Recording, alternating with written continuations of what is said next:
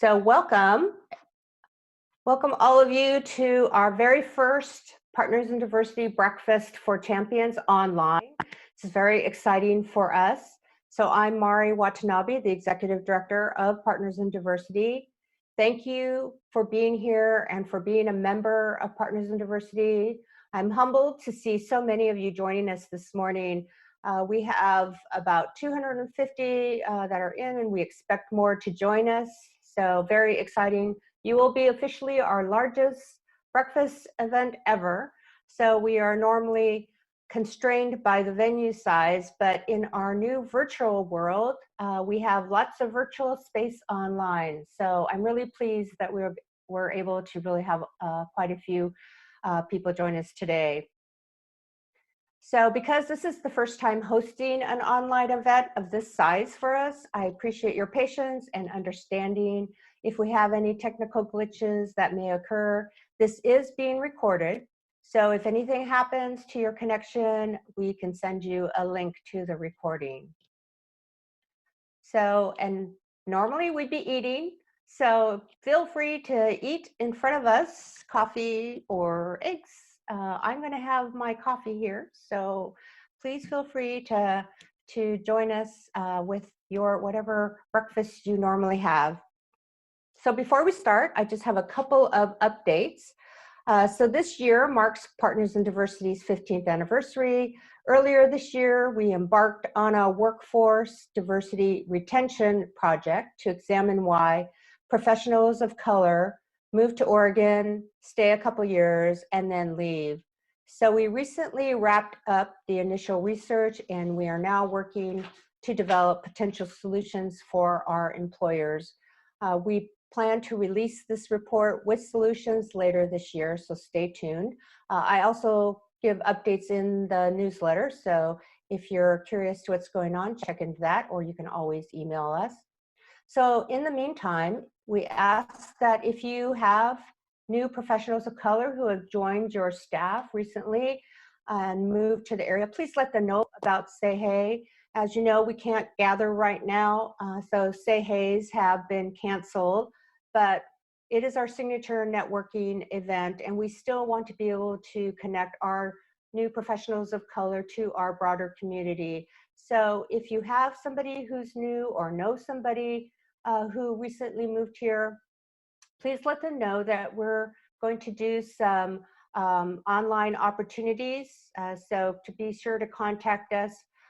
So Say Hey, we created a new email address. So sayhey@partnersindiversity.org is the email address, or they can visit our webpage as well, and we have information there.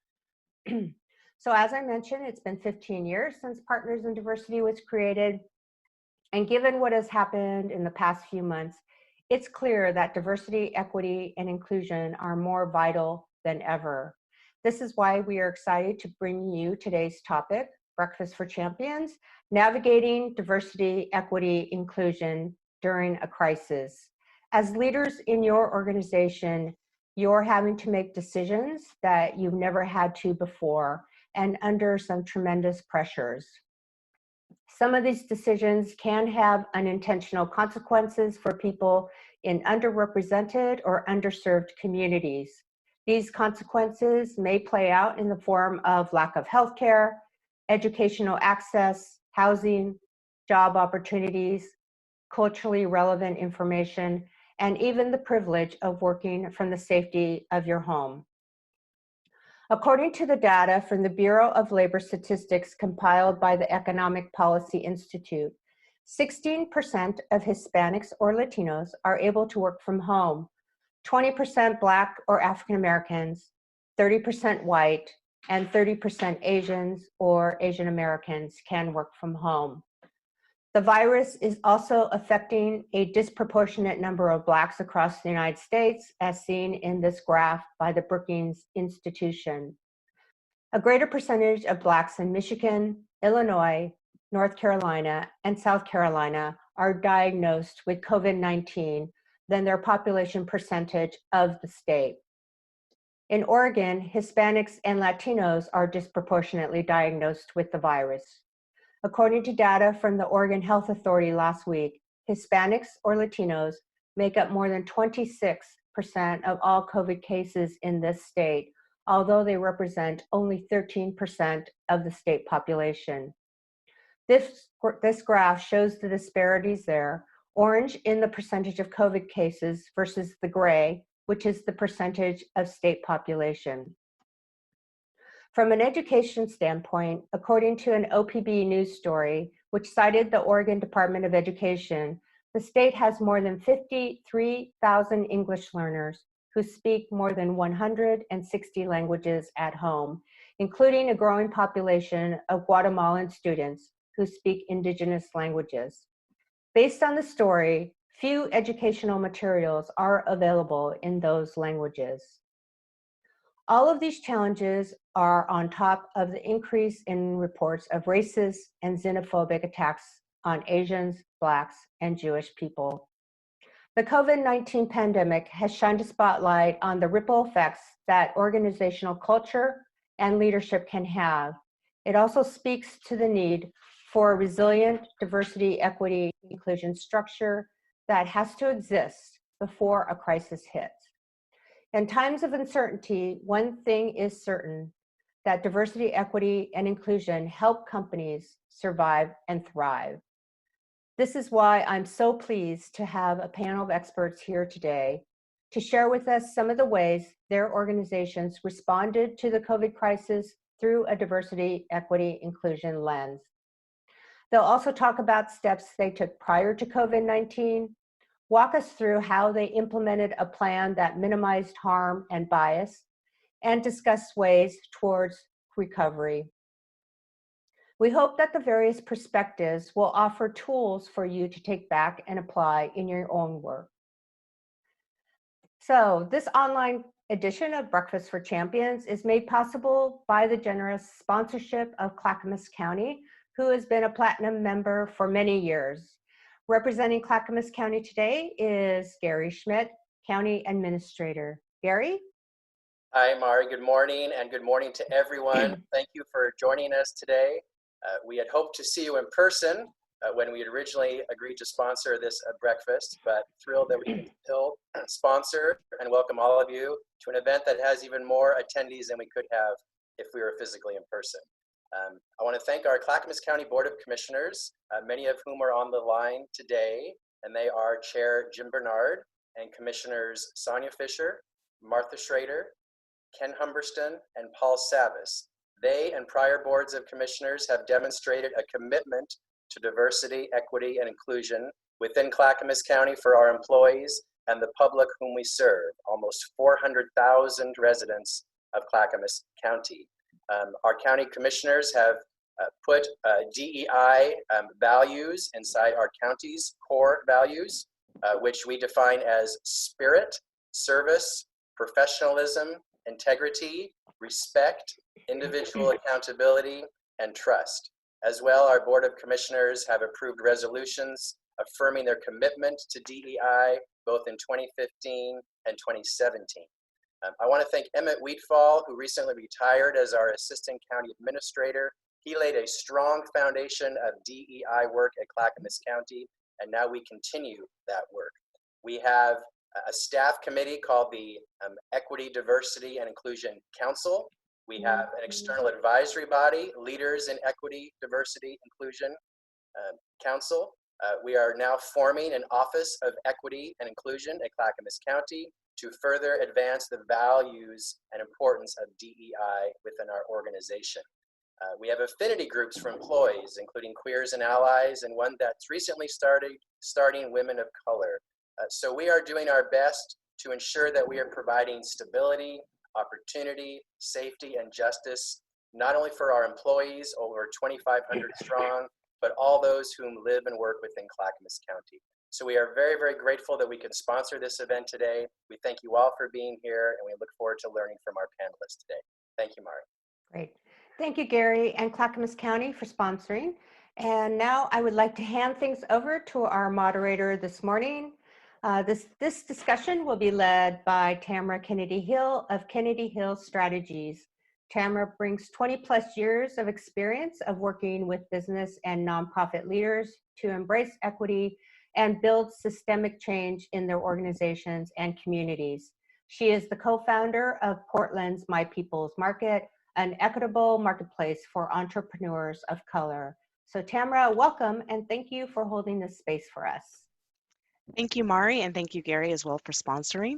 It is a true honor to be here today and to introduce our panelists who's going to help us guide us through this conversation about navigating and supporting our DEI commitments during a crisis. We want to make sure that all of us as DEI practitioners understand what frameworks and systems will help us be strong, and also what are the steps that we want to do to navigate during this crisis, as well as to have and be prepared for resiliency. So it is a true honor to be able to introduce our panelists.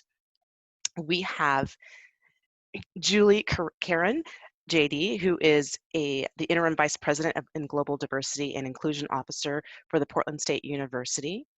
Tia B. Coachman, who is the founder and principal of Affirma Consultancy.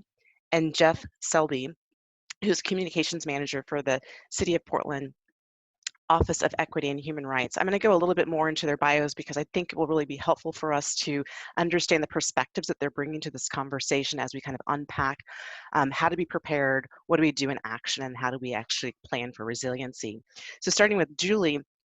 Julie Caron is, of course, as I mentioned, the Interim Vice President of Global Diversity and Inclusion at Portland State. She oversees a wide variety of diversity and equity-related projects and programs at PSU, including diversity, equity, and inclusion advocacy. She also she's been with PSU since 2011 and also holds the role of the Associate Vice President of Global Diversity and Inclusion. And she works to advance DEI on campus and works with many community partners in programming and initiatives. And prior to joining Portland State, Julie practiced law and received her law degree at Lewis and Clark in Portland and her undergraduate at the University of California in Berkeley. So we're excited to welcome Julie. Thank you. Yes, thanks, Julie. And Tia B. Coachman, again, as I mentioned, is the founder and principal of Affirma Consultancy. She's going to bring us the HR perspective. Tia provides bespoke HR advisory services to HR and other executive leaders, and she'll unpack what that means. Her consultation is centered on strategic HR partnership, talent management, equity, diversity, and inclusion initiatives, policy development, and facilitating internal change. She has over 15 years of experience partnering with executives and C-suite, executive directors, and many other leaders in the advertising, media, and hospitality industry. And aside from her consultation, she provides guidance through panel sessions, which we're going to hear from today, workshops on the topics of equity, theory of intersectionality in the workplace, talent acquisition, retention, and many other amazing initiatives. Tia holds an honors graduate from Howard and has a master's and MBA from the University of Maryland. Welcome, Tia. We're also super excited to bring Jeff Selby to the conversation. Jeff, again, mentioned as the Communications Manager for the City of Portland's Office of Equity and Human Rights. Jeff has a broad, diverse communication background, and he's going to help us really understand best practices for really activating a crisis communication plan with an equity lens. Jeff has a rich history. Prior to his role at the city, he was a combat veteran with 10 years of broadcast journalism experience with the U.S. Army. He also worked with Walt Disney Company and currently is responsible at the City of Portland for the internal and external communications within the Office of Equity and Human Rights, and serves on the training and education team, where he co-develops and designs racial and disability equity education. And then currently during this COVID-19 crisis response, Jeff is deployed to the Joint Information Center as the Equity and Accessibility Manager, which she'll tell us a little bit more about that role and how that's set up. Has a lot of amazing credentials, and we're very excited to welcome all of our panelists today. So let's get started as to framing the conversation is what we hope to get out of this discussion for today. Of course, it's a learning session. We always want to know, so what, now what? We're in this middle of this new normal, and I really want us to really think about how do we use tools at our fingertips to really move things forward and ensure that we're prepared for the future. We're going to kind of unpack and first look at frameworks and systems that really are kind of best practice that will allow us to be prepared for crisis and ensure that we don't lose out on our diversity, equity, and inclusion efforts. And then as we're in the middle of this, like what do we do in the middle of this action? How do we activate our crisis communication plans? We're going to kind of walk through some case examples from Jeff and Julie about some specific steps that can really help us understand how do we ensure that we're having an inclusive experience for all of our stakeholders, both internal and external, while we're activating our crisis communication plans. And then as we all look through all this together and think about the future, how do we take this time to learn from best practice and use this as a resiliency strategy to really think about different practices in digital inclusion that's going to help advance our equity practice in post-crisis? So let's get started. So prior to the crisis, were we prepared? I think it's really important that as we're looking at diversity, equity, and inclusion, and we want to make sure that it's maintains at the forefront of our crisis action plans, we really want to think about, were we prepared and what's going to help us ensure that we're going to be prepared in the future? I want to start with you, Julie, because you just had such an amazing case study experience about your involvement in Portland State University. I'm wondering if you can kind of give us a brief overview of the work that your office does normally within the communities and populations that you serve, and if perhaps you can speak to some of the steps and frameworks that Portland State University modeled during this pandemic. Julie? Great, thank you very much. I think a lot of you are familiar with Portland State University, but just to give you a little bit of an overview, sometimes you drive down Broadway and you don't realize how expansive the campus is. We have over 26,000 students with 20,000 undergraduate students at our campus. 49% of our students come from a diverse population. That includes our international students. If we take the international students out of the equation, we have approximately 43% of our residential domestic students are from a diverse population, with the highest percentage of Hispanic and Asian American students. We also are a campus that really serves non-traditional students, so students who are not the traditional age. We do have a freshman class that comes in every year from high school, but a lot of our students are coming in from community college or having taken a break from their education. So we have a unique student body that we are serving.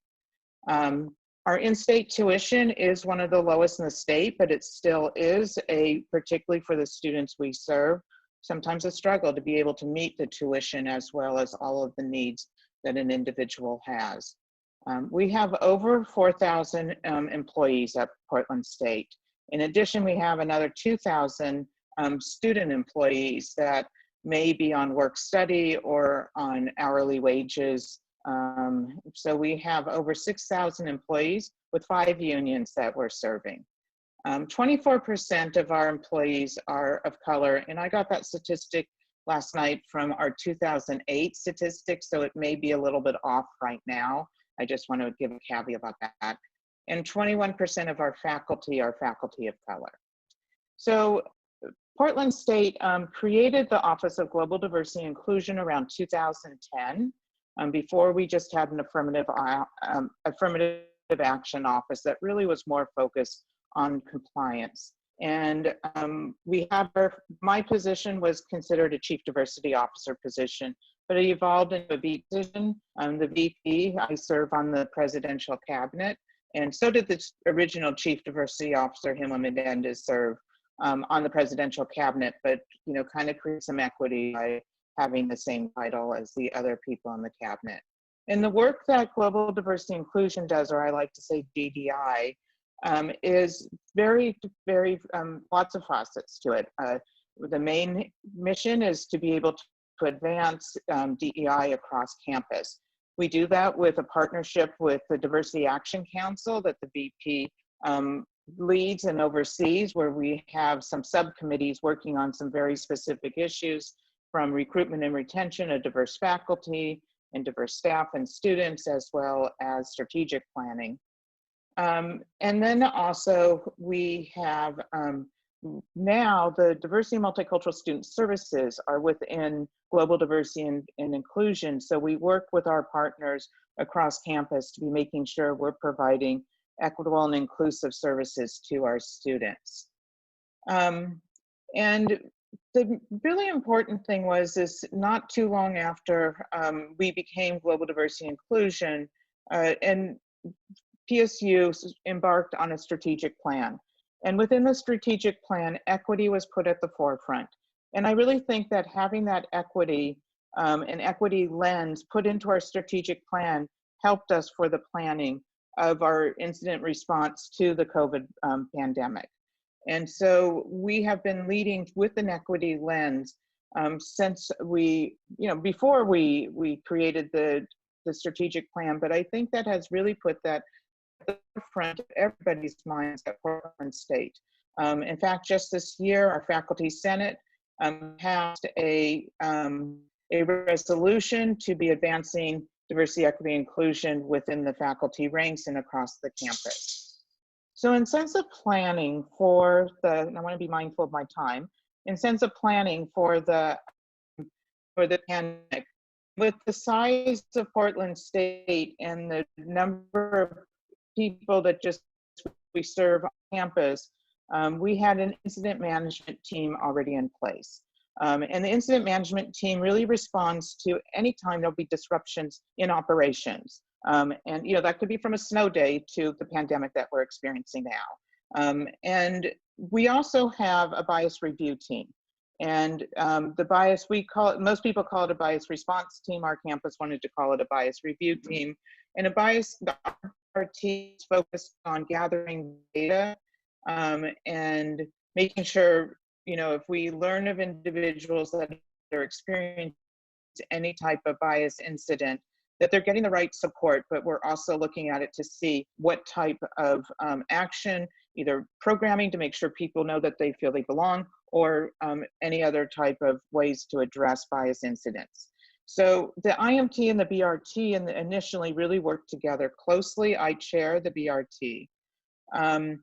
And the BRT was significantly important when the COVID information was first coming out of China. We were finding by our employees and students were experiencing some bias incidents, particularly our Asian American, and Pacific Islander communities were experiencing some bias incidents.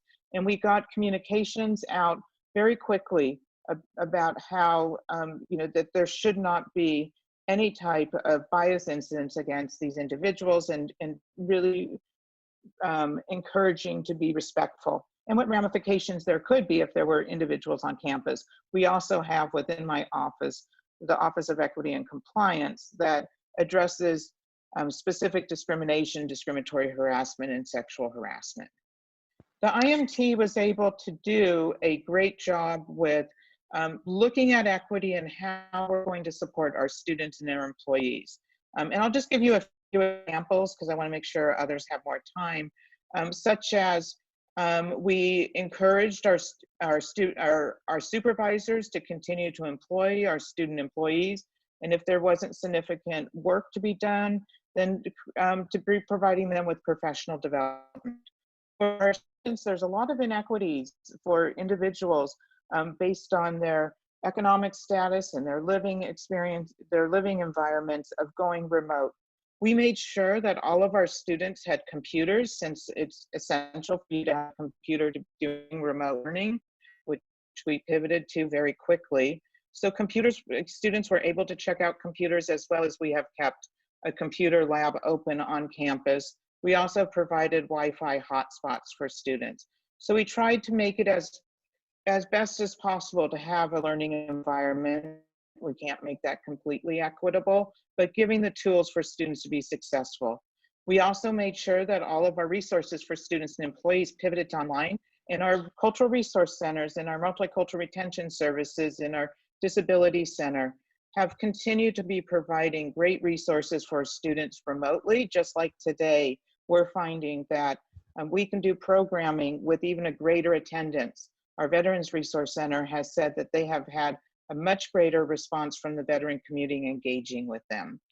Julie, I'm going to With ask you to city, pause right there because I think you're starting to get into some of your action steps, which is so great. And I want to make sure we don't miss that. So what I heard you share, and then I'm going to bring in Jeff to the conversation. So just hold some of those great Okay, tips. great.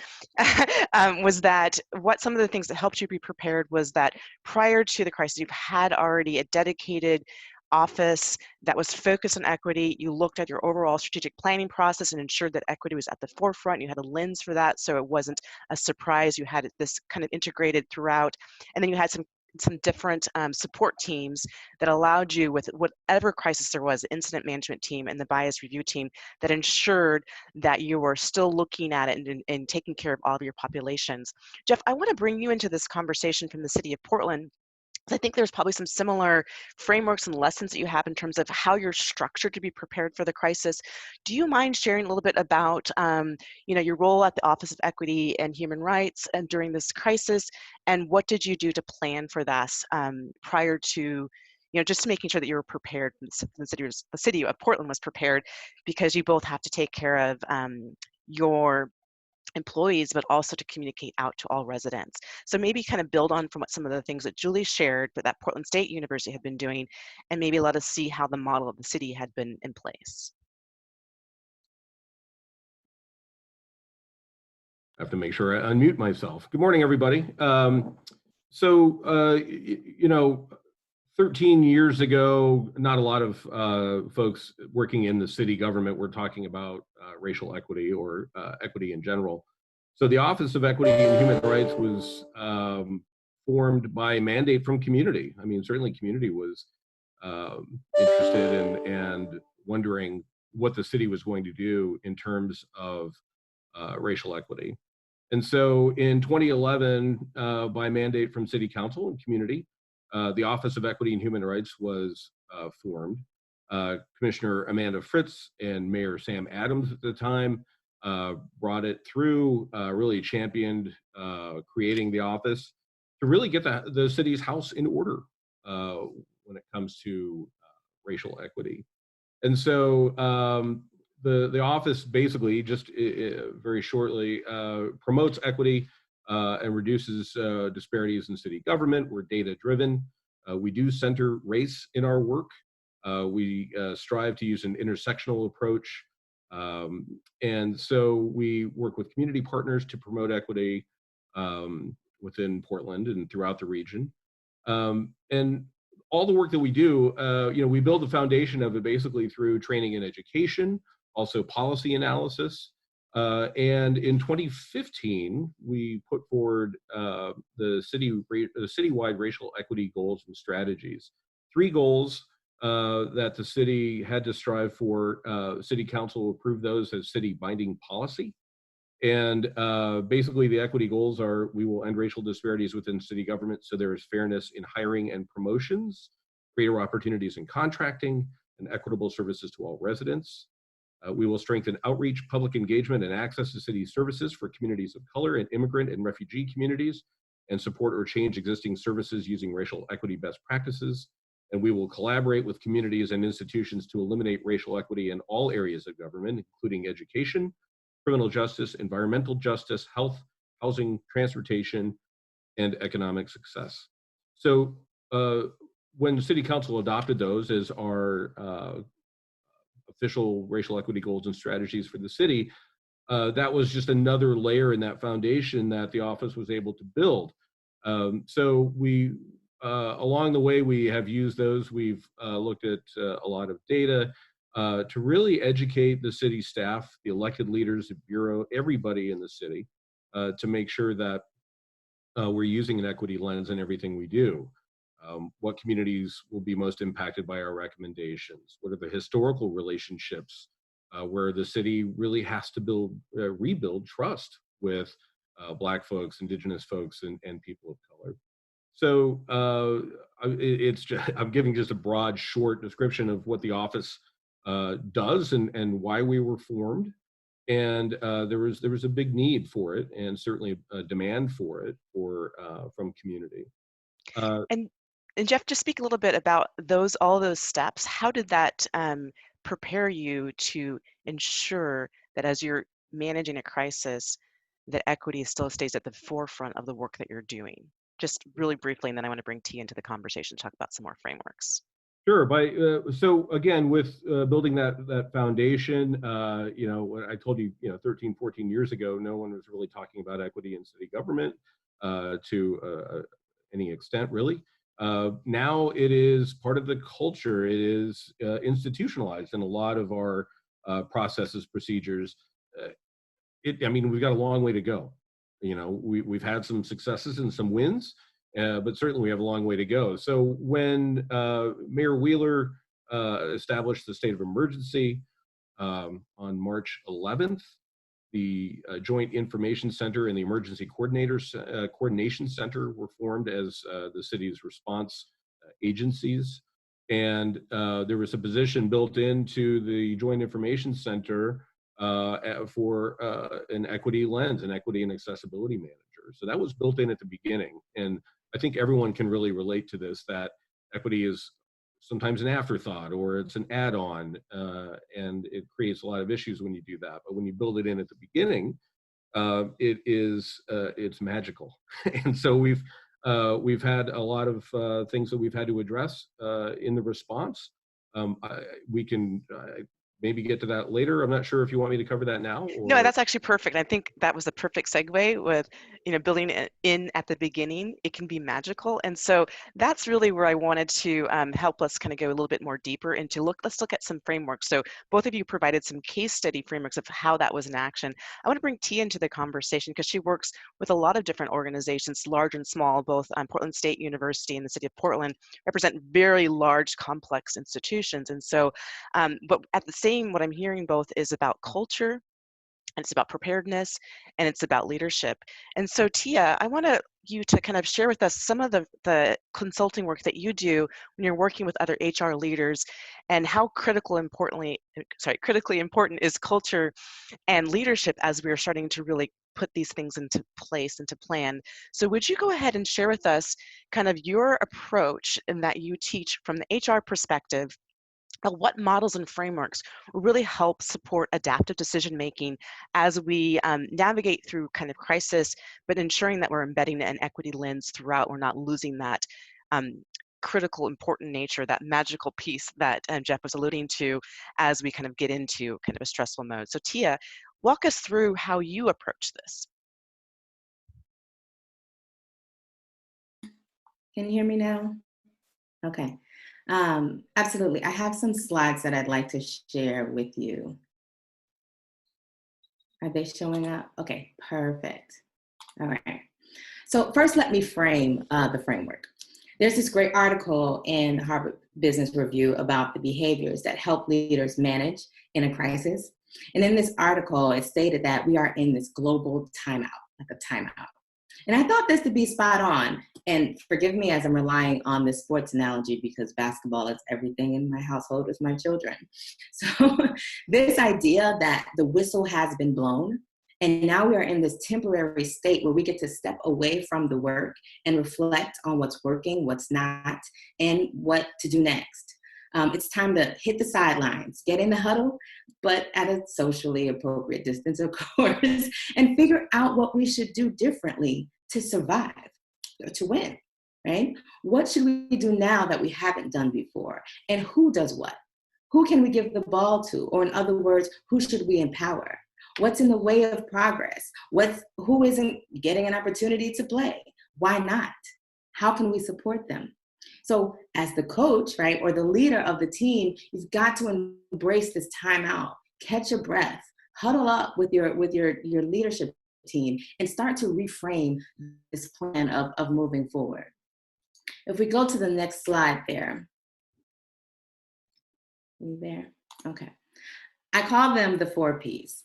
And essentially, you take a pause to review your practices, processes, programs, and policies with an equity lens. And by equity, I mean seeking fairness for all. Here are a few examples.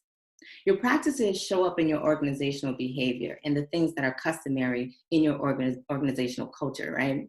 So I have a client who's struggling with employees who are burning out by trying to keep up with what was a cultural element of always being on, being readily available to work or provide deliverables. And it's hard to keep this up when you have children that you now have to homeschool or a sick family member to take care of. And you're trying to stay visibly productive so your name doesn't end up on the layoff list. This is how employees think. This may be how they're acting because it is part of your organizational culture. What can you do now to change this? If you're fortunate enough where the work continues for your organization, then you must think about how you can eliminate impediments to productivity. Let's think about access. Are you making assumptions about Wi-Fi and equipment access? Many employees rely on their work laptop as their sole computer. In many households, there's only one. So everyone has to share. How can you help alleviate the stress and impediment to productivity for those employees? I have another client, right, who is considering taking inventory of office furniture and IT equipment and assigning it out to employees to take home so that they can make an appropriate workspace, or offering at least a stipend for them to make workspace-related purchases. Another example could be really just knowing your numbers, right? And I'm referring to your demographics. Know your people. Parents, African Americans, Hispanics, and Indigenous Americans are the people who are bearing the brunt of this pandemic. So in the introduction, you learned a little bit about me, but I want to quickly share my mother's story, as she may be a reflection of some of your employees. She is over 65 and definitely at risk for COVID-19. But she is an essential worker for the state of Georgia, which, as we know, has recently opened back up. At first, she was being required to come into the office every single day while others were sent to work from home. And since her managers weren't able to advocate for her, that this decision is beyond my pay grade response she kept getting, I had to write a letter on her behalf to her HR director requesting a work laptop and training so that she can work from home and not have to go into the office, or at least not every day. And that advocacy helped because she finally received a laptop and has only been going into the office 2 times a week for the last month. Luckily for her, right, she has a daughter who knows a little bit about employment law and therefore knew what to say, but others may not be as fortunate. So I share that story with you only to frame the question of how can your organization help to alleviate impediments to productivity for people like my mother? What are your approval processes that are simply getting in the way? What decisions are your managers empowered to make regarding their team? Now, programs, it's a little trickier because I'm sure that there are those of you out there who are just throw the programs away in 2020 and we'll just start over in 2021. Are there programs like performance management or mentorship or leadership programs that are affected by your new normal? What new metrics can be put in place to measure remote performance? Don't be so quick to cancel or postpone, especially if they have proven to be successful for your employees, right? Consider revamping or adapting with digital tools and make sure that, again, access is afforded to everyone equally. And then there are the guardrails within which your people perform, the policies. Like Julie said, think about your anti-discrimination and harassment policies. Individuals around the world are being shunned, shamed, verbally and physically assaulted as fear of the coronavirus has spread. According to the Asian Pacific American Labor Alliance, on March 5th, more than 2 million Asian Americans and Pacific Islanders who work in healthcare, transportation, and service industries are facing xenophobic and racial discrimination in the workplace because people assume that they have recently been to or are from China. Now is a good time to view and reiterate your anti-discrimination, harassment, bullying, retaliation, all of those policies that protect folks, and then conduct investigations as needed. Employers need to be really careful about when they hear things that are happening in meetings, because yes, racism shows up in meetings, that may seem to target these members of a specific protected class, right? And again, take proper action. Further, right, many small businesses and nonprofits under 25 staff employees are neither covered by OFLA, right, where the threshold is 25, nor FEMLA, which requires 50, which means that there is not protection for employees who need to go out and leave in these cases. It would behoove companies to at least run a parallel policy to OFLA, not strictly complying because that leads to other issues, but offering similar leave benefits, number of days a person can be out, request procedures, return to work procedures, and of course, not firing somebody while they're on leave. Feel free to combine any of these 4 Ps when necessary. Sometimes a process is also a practice. It's okay. Just be sure to question each aspect of your operations to make sure that all of the people are able to perform at their best given the circumstances today. And I just have one last slide for you. This is a great quote from an article in Forbes that I'll let you read in the essence of time.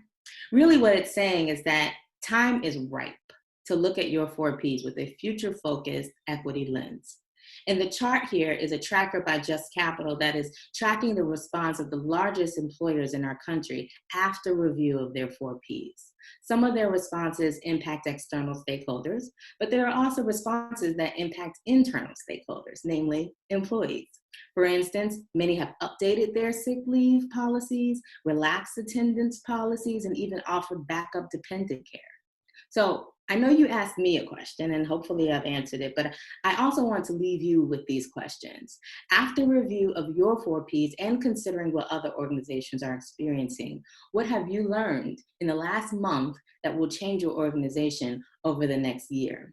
And furthermore, what have you learned in the last month that will aid in supporting all of your employees in their legitimate concerns as states are preparing to open back up? Thank you, Tia. That was definitely an amazing segue because we were able to really think about live case study and then some really good framework for us to really think about planning for the future. I want to bring Jeff and Julie back into the conversation based on some of the things that you've talked about. They alluded and throughout the things that they were talking about, they touched on some of the practices, processes, programs, and policies, your 4 Ps. But I'm wondering if Jeff and Julie, you want to just give maybe 1 or 2 specific examples of things that you were able to do during this crisis because you were prepared that spoke to some of those systems in place that allowed you to reach more of your stakeholders to ensure that you were still leading with equity at the forefront. Jeff, did you want to go ahead and start? So as far as specific things that we've done, so I'll talk about, from just the communications part of it with the emergency response. There's a lot of other equity work that's happening right now in the city in relation to the response. For me, in my specific role right now for the COVID-19 response, it's all about emergency communications. And so what we've done is we've really just asked ourselves, I mean, equity is about asking questions, right? It is a critical,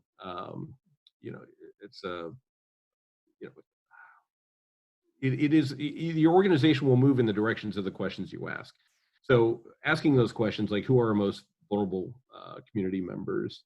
How are they receiving information? How do they prefer to receive information, right? Some of the things we've heard already this morning. So just looking at some specific things about messaging that was going out, the city of Portland has an interesting form of government in that things are kind of siloed, and it's really hard to herd all the cats in a centralized way. So messages that were going out on social media, for instance, we had this great, these different campaigns that were coming out about stay at home, stay alive, but they were just JPEG images that people were posting on social media. And those are not accessible to folks who use screen readers or folks who are visually impaired. There's no way they can get the information from that. And there's vital information in a lot of this stuff. So I immediately saw a need to really educate city staff, city communicators on this is how you put together accessible social media posts, alt text, image descriptions, all that, the stuff that a lot of us take for granted. So that I quickly produced that video, put it out. I think it was a great tool to help. Also realizing, of course, that folks who have limited English proficiency, there's some vital information that's going out that they have to have access to. So we have a language access analyst. Her name is Tatiana Elahalde. She is from our Office of Equity and Human Rights. She is embedded in the Emergency Coordination Center, making sure that information is going out in the right ways to the right communities. We assisted the county, Multnomah County, in producing health and safety messages in over 20 languages. And knowing that not every culture and community communicates through printed language, we brought in 20 folks who speak different languages to read these messages and record them on audio, and then also put those on video. So a lot of times when we talk about accessibility, it's like, well, I translated those documents, I've done my job. Well, no, we've got to look at outcomes. Equity is all about outcomes. So those are just a couple of things that some wins that we've had in our emergency communications, partnering with community organizations, making sure that our work is centered around community, because that's who we serve. So those are, again, just a couple of short, quick things that we do. No, thank you so much, Jeff, because I knew you had some really great case examples, and perhaps after this webinar, Partners University can collect some of those about specifically how you were able to ensure that there's closed captioning at a press conference, and really interesting things that you had hoped to have prior to, but suddenly it was able to happen during this crisis. Yeah. I'm going to just take, before I bring in Julie to the conversation, one quick thing I want to, for all those that are listening, you should have a Q&A box if you want to start adding in your questions, because we do want to make sure we get questions from the audience near the end. So please feel free to do that. And Jeff, you were going to say one more thing. Go ahead. Yeah, I'm sorry. One thing that we're also very proud of is that, again, when you're doing a press conference or a live event, just having someone on screen who is an ASL interpreter on camera, that is great. But also live captioning during events is really important as well, because not everybody understands American Sign Language. So live captioning and American Sign Language on screen prominently, displayed prominently, is really important. And it's a standard that we've set now for our press conferences at the city for the response. That's great. Julie, did you want to add to this conversation about some very specific examples of how PSU engaged its diverse network of stakeholders, because you have students and faculty and the broader campus and people living there or not? So I'm just kind of curious as how did this crisis enable you to activate some of the kind of the reach to ensure that you were including everybody in your communication plans and making sure everyone had the information that they needed to be safe? Great, thank you so much. Yes, and I started to touch on some things in the beginning. So our university communications and the president was putting out daily for a while, but information to both faculty, students, and to our staff employees. And I didn't mention before that we have one broad incident management team, but as the COVID crisis continued, we created separate individual IMT teams as well, to be addressing very specific, for the faculty and academic continuity, for student employees and such. And I've already kind of touched on how we were making sure there was equity with our students, but we did similarly with our employees too. Departments sent out surveys to their employees to make sure that they had the right equipment at home to be able to work. Our campus went to essential employees only. So we have very limited number of people on campus. You walk across PSU right now, and it is just a ghost town with a limited number. With the exception of, we have kept about 700 of our students in our dormitories, and that's because these students may have been houseless or they're in a family apartment. So, but we were able to social distance them, put them into separate dormitory rooms so that they're not sharing. Other ways we did is we also have, we did, as I mentioned before, communications regarding bias and xenophobia, but we also are providing some bystander intervention and doing programming online, both for our faculty, for our employees, as well as for our students, to be getting information out how to engage peacefully. Then myself, along with the provost and the dean of students, we have sent out very specific communications about how to continue to create a respectful and equitable environment during this time, and how to respond to like Zoom bombing, and what to do if some of that occurs, to identify the people so that our online platforms remain respectful. And we also have made sure that our affinity groups and other organizations continue and have online platforms. And in fact, just like today, we're finding people are engaging, even though there's Zoom fatigue, but people are wanting to come together in a Zoom environment to be able to continue to have those conversations. So I think those are a couple of our key examples of how we have, one, made sure that we have the right resources for our employees, and particularly the employees and students who may not have had the resources to have all of the both like ergonomic furniture as well as laptops and headphones and things like that, as well as making sure we're getting the right programming and doing the right check-ins with our employees as time goes on too. Thank you all. I think now we're looking to, and all of you have touched a little bit on how the preparation and the activation of your crisis communication plans and during this crisis through an equity lens has prepared for you to be more resilient moving forward. Now let's really just kind of bring out for all of the panelists to really talk about some of the, and we actually have a question from the audience, some of the different solutions that you're able to do to kind of incorporate more of a digital inclusion experience for all of your stakeholders. One of the audience questions was asking specifically, as if you can talk on this, what are some of the virtual platforms that you're using for your organization to build connections and relationships with communities of color that primarily speak other languages such as Spanish or Vietnamese? So that's one question coming up, if you can think about that. And if you don't have the answer to that right now, but just thinking more specifically of what are some of the very specific things that you're looking to do to add in more digital inclusion. Maybe Tia, if you wanted to start to talk about from the HR perspective, some of the things that people are doing and adapting, whether it's temporary or more formalized for their workforce. I'm gonna take my big deep breath and getting ready to speak, and I'm still on mute.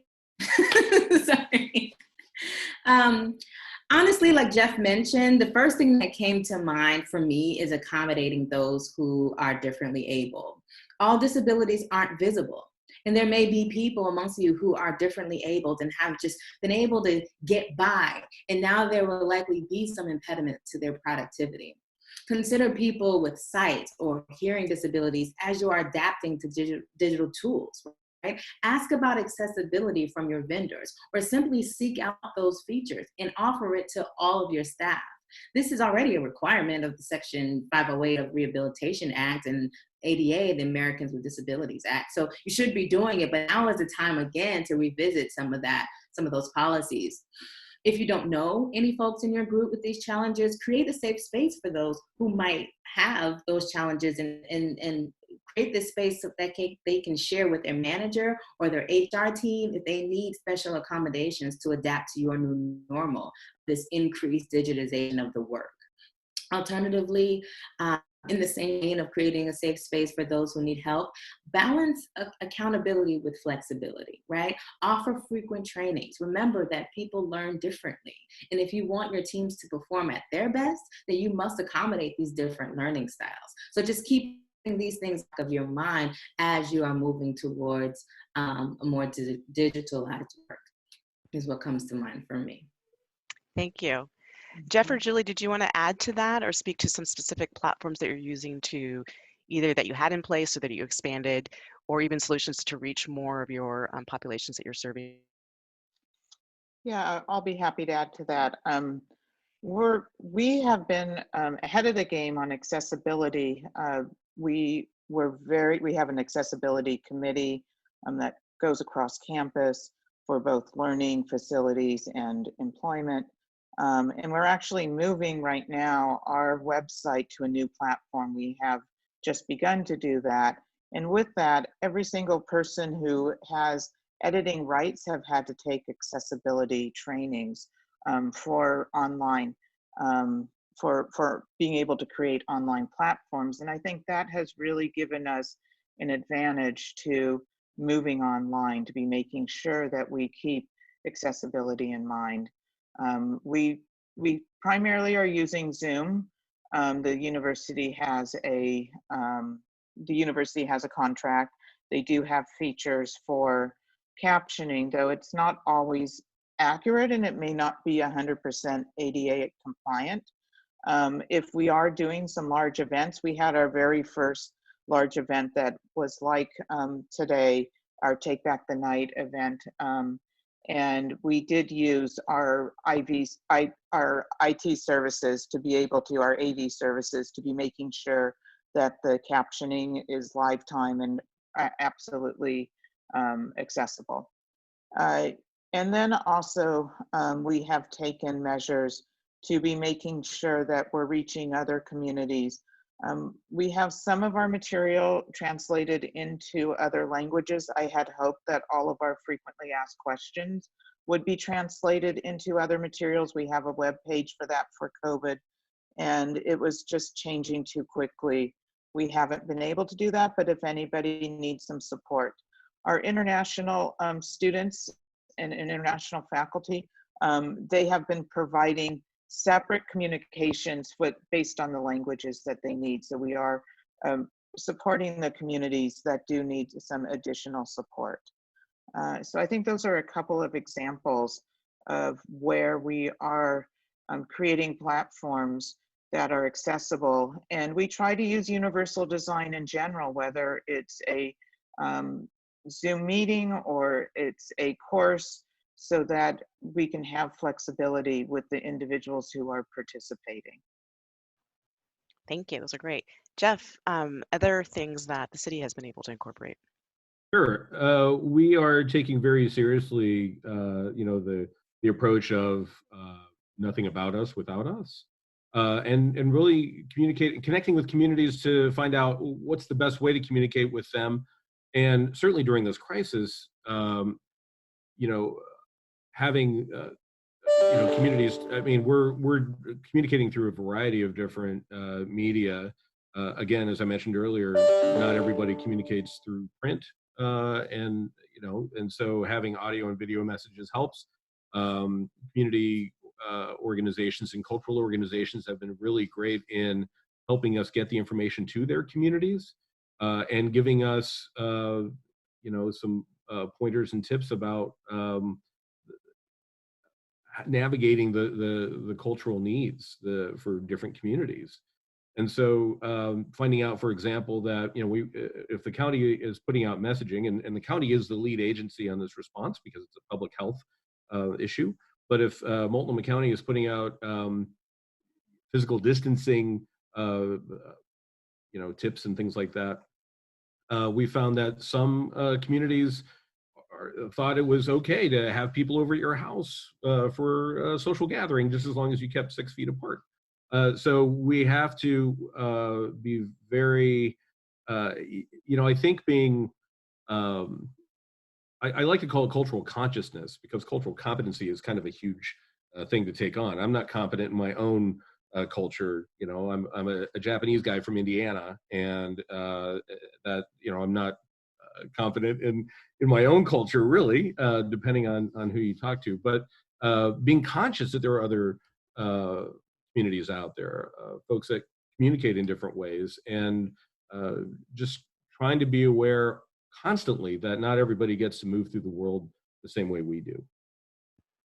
Thank you. That's a really beautiful expression. I think we're all going to be adopting that cultural consciousness, because you're right. No matter what, we may be people of color or whatever background we are, we're still learning and growing, and we're also individuals. And so the more we can be aware how we interact with the world is going to help us be more prepared. We're about out of time, but I did want to take one additional question I see from the audience, and then let all of our panelists either answer this question or provide a closing comment. One of the questions I thought that might be helpful for us is, this question says, what can employers do to support employees of color who are experiencing additional trauma because of COVID-19 for the reasons that have been discussed? So any of the panelists that want to take that question? Or Tia, do you want to start? Or Julie, it looks like. Yeah, I can start just real quickly. I think this goes to our check-ins and to be making sure people are supported. We have been very flexible with our employees of making sure that they know that they can take the time off. In fact, we were permitting an additional 80 hours of paid time off before the federal government even came out with their flexibility. And so right now with the federal rules, the first 2 weeks is not paid time off. So we are providing the right platform. We also are doing programming for our students and employees on addressing mental health and other trauma through our various different cultural resource centers and affinity groups, and reminding our employees of our Employees Assistance Program, because they're still available, they're remote, but the Employees Assistance Program is a great resource that employees have where you don't have to activate your healthcare system too. Thank you, Julie. Tia or Jeff? Tia. I ditto all the things that Julie just said. I was going to also recommend EAP, but also making sure that managers have authentic relationships with their teams. That means they are able to ask, how are you doing? You know, what does your best day look like in quarantine? What is your worst day looking like? How can I help? How can I support you? What do you need? Most people are not going to raise their hand and tell you what they need when they see people around them getting laid off left and right? So it is imperative of their managers to ask, to check in frequently. And that is how you know, and that is what will inform decisions, proactive decisions, as opposed to reactive after things have happened. Now, what do we do? If you have relationships with your employees on the front end, then you'll know what might be coming down the line and you can prepare for them. So it's a very, very great question. And I, again, second all the things that Julie just said. Can I just give an example of what one of my supervisors said that they did recently? There's one employee that's in one of my units who he's living on his own. He just moved here about a year ago and doesn't have a huge network of friends. He's in an apartment, pretty isolated. And my supervisor said that when she was checking in with him about his workload and talking about, he's one of our, talking about the work that he's doing, she started to ask him, what's one thing that really made you happy today? And she doesn't play basketball or anything like that. And so he started talking about a Michael Johnson, I think that's the right name, I'm not a basketball player, documentary, and then started to ask more questions and just really engage him in a way that was making him feel that, you know, he's not alone and that we can have conversations on a personal level. So I think that really goes to an example of what Tia was talking about, of having authentic relationships.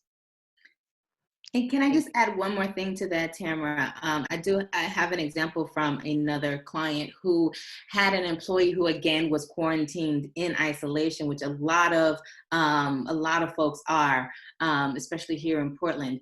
And she was in isolation, and she was starting to actually, you know, her workload level was increasing, and the stress level was getting high, and so she was getting sick, right? Because stress manifests physically. And she asked if she could just drive to the next state over to be with someone in her family, to go and just be in the family. I think it was her father's house, so that she wouldn't be alone, because she was scared if something were to happen to her, who would know and who would come to check in on her, you know? And so we're already working remotely. Let her work remotely, you know, in another state at her father's house, so she can have the comfort of being able to be productive. So I wanted to offer that as an example too, because there may be those situations where employees need to just go be with someone else and not necessarily work from their home, but still work remotely and be a little bit more productive. Thank you. I think we're out of time. I want to just give huge honors that I had the opportunity to have the conversation with Jeff, Julie, and Tia. I think there's a lot of richness that we had today.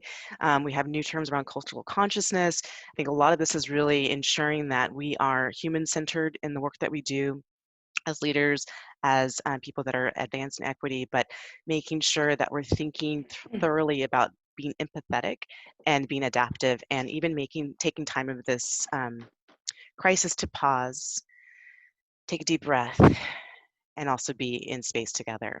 So thank you. It's a deep honor. I'm going to turn this back over to Mari to close us out. Thank you, Tamara. Thank you, Julie, Jeff, Tia, and this is really great. Thank you to Clackamas County for sponsoring. I hope today that you learn some new ideas and solutions that you can adapt to your own organizations, whether you're a large organization or a small organization. So thank you for being here with us. In July, we will be doing another online breakfast series. We're going to turn this into a series. So we will be looking at the recovery process through the diversity, equity, inclusion lens, and you'll be hearing from us in the future about those programs. Before you go, I ask that you take a few minutes to complete a short survey about today's session. The survey link will pop up in a window once we end this webinar. It means a lot to us to be able to get your feedback, so I appreciate a few minutes of your time. And you can always connect with us on social media or go to our website to sign up for our newsletter. Thank you for joining us. We hope you're able to reflect on our panelists' words and find ways to apply again. So thank you. I hope you're all safe and healthy. Bye-bye.